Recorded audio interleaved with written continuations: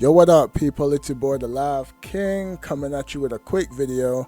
And in this video, I want to talk about this news that came out around June 20th. I didn't talk about it.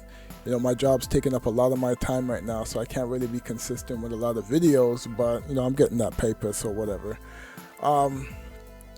But around June 20th, or on June 20th, EA Sports announced, well, not EA Sports, Electronic Arts, announced that EA will be divided into two organizations. So I'm going to just focus on this paragraph because this is which really caught my eye right here, this section right here. Basically, it says, today we are announcing the next step of our strategy by aligning our studios into two organizations that report to me, Andrew Wilson. EA Entertainment and EA Sports. So those are the two organizations that is going to be under the umbrella of Electronic Arts. This evolution of our company continues to empower our studio leaders with more creative ownership and financial accountability to make faster and more insightful decisions around development and go-to-market strategies. These steps will accelerate our business, drive growth, and deliver long-term value for our people, our players, and our communities. So I'm going to get back to the whole thing where he says studios with more creative ownership and financial accountability. Now, a few years ago, a lot of people were asking about Titanfall 3 and if it was ever coming out.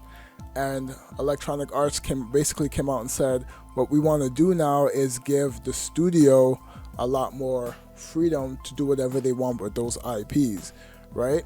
So at the time, I think it was mainly for the studios that they acquired and not really the studios that were under Electronic Arts, like under their own IPs and stuff. So what this does now, and I'm just giving my opinion on it, is basically dividing EA Entertainment and EA Sports. It makes them both into its own independent companies. Now, the last time EA Sports was somewhat independent, they were able to come out with different studios. They had people working on the sides, coming out with different ideas and stuff, and that's where we got NBA Street, all those like arcade games, FIFA Street, and all those games. So if this decision here allows EA Sports to be its own independent company and they get to dictate the budgets and stuff, this might actually be good for all the sports games because they basically have more creative freedom and they don't really have to report to the top dog in order to do something. They have their own boss who can greenlight pretty much anything. He'll end up having to go to Andrew Wilson, but I'm pretty sure Andrew Wilson would trust him to make the decisions because a few years ago they were actually talking about they want EA Sports to be how it was when they first came out. Because when EA Sports was big back in the day, they had every single sport known to man. They had rugby, soccer. I'm pretty sure they had tennis. They had all kinds of games that was under their umbrella, and that's what made them EA Sports. That's what made them so popular.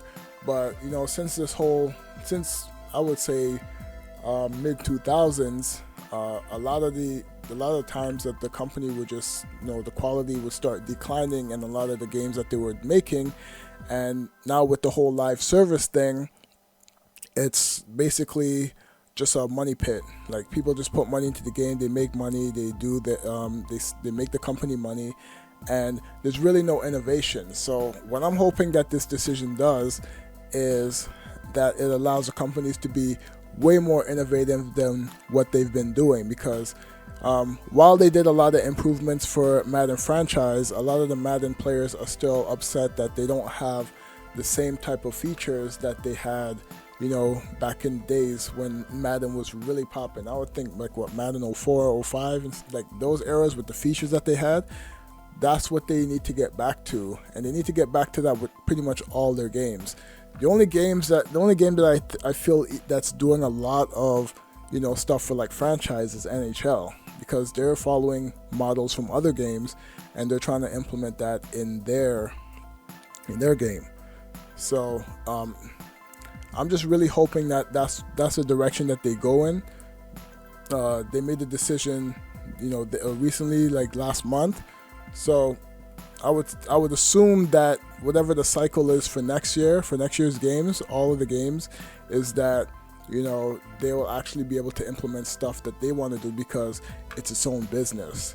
So I'm just hoping they give NBA Live a budget, or college basketball a budget, and see what EA Sports college does.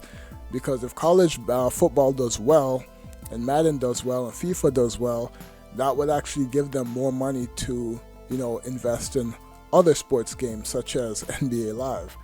So we'll see where it goes. Let me know what you guys think about, you know, this news right here.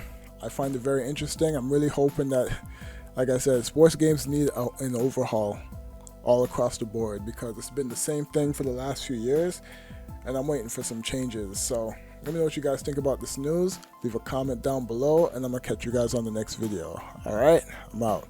Peace.